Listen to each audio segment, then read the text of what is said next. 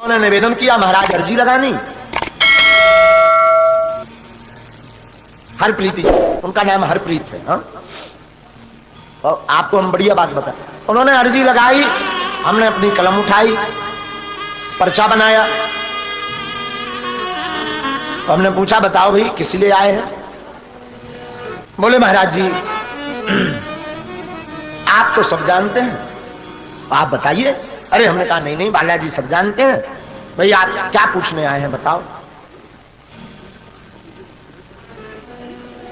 हमने पर्चा पढ़वाया तो उनके पर्चे में कलम लिख करके आई कि आप संतान की कामना लेकर के आए हैं। कोई संतान नहीं है, एक पुत्री हुई, उसकी आयु 10 साल की हो गई, उसके बाद आपके कोई संतान नहीं हुई, पुत्र कामना लेकर के आए हैं, हमारा आशीर्वाद है, बालाजी कृपा करेंगे, ऐसा पर्चे में लिख करके आया और आपको पुत्र हो जाएगा।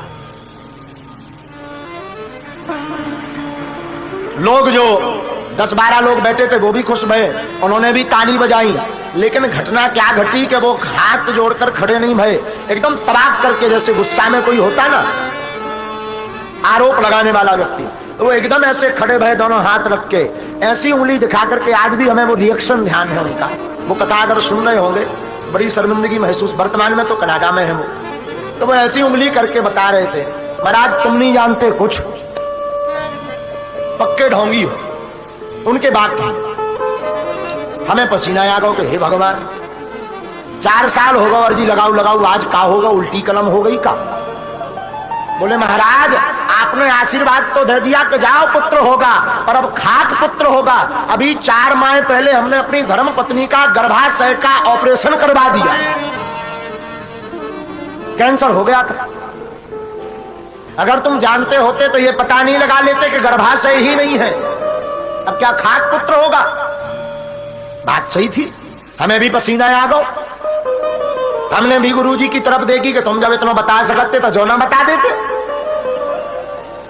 अपने गुरुजी की तरफ, दादा गुरुजी की तरफ देखी, मन ही मन कही तुमने फंसवा दो, आज नाक कटवा दी, हमारी कटी हो तुम्हारी कटी। और जो आदमी 10-20 लोग तो बड़े वो होते, बड़े समय पक्षी होते, तो जो लोग मिल नहीं पा रहे थे वो भी तमक करके, अरे बोले देख बकड़े आई पोल, बात खुल गई पोल। बोले कहा, बोले ढोल कपोल खुल गई पोल। हमें बड़ा बुरा लगा, रोना आ गया। सत्य घटना है, बचपना था उस वक्त, हमारी आंखों में आंसू आ गए। हमने कहा हे गुरुदेव, गुरुजी से प्रार्थना की, आप अंतरंग मन में प्रेरणा देते हैं, बात तो करत नहीं, अगर बब्बाजू हमसे बात करत होते तो हम पकड़ के एक बार हलाउते जरूर, कैसो लबरो पर्चा कह बनवाऊ तो अपनी नाक कटवाऊ तो हमारी बेइज्जती करवाऊ। हमें बड़ा बुरा लगा, आंखों में आंसू आ गए। वो जाने लगे तो न जाने किसने ऐसी प्रेरणा दी, फिर गुरुजी ने भीतर प्रेरणा दी और हमने ऐसा हाथ ठोका तख्त पर और हमने कह दिया जाओ, लिख दिया तो लिख दिया, गुरुजी ने चाहा तो कटने वाला नहीं।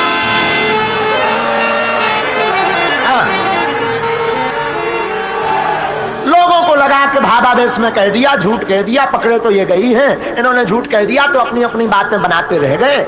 लेकिन गुरुजी तो मुस्कुरा रहे थे, हम समझ गए इन्होंने कुछ लीला करनी है हमारे गुरुदेव को, क्योंकि हमारे गुरुदेव बड़े कौतुकी है।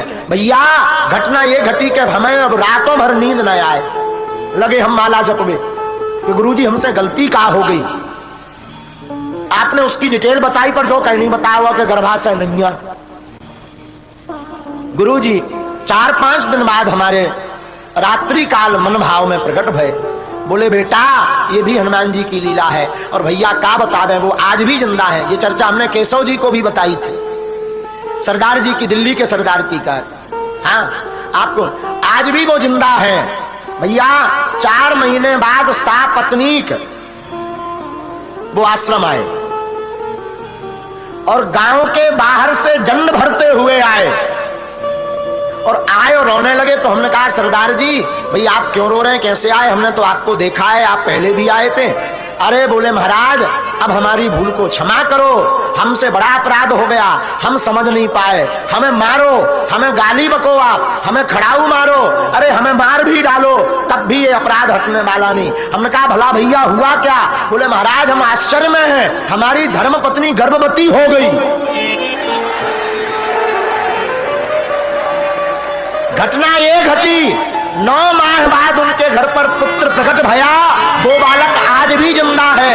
मैक्स हॉस्पिटल के जिस डॉक्टर ने ऑपरेशन किया था, वो डॉक्टर साथ में बागेश्वर धाम आया और बोले महाराज ये कैसे संभव है। हमने कहा तुम डॉक्टर भाई साहब तुम बताओ, हम तो कछु नहीं जानता।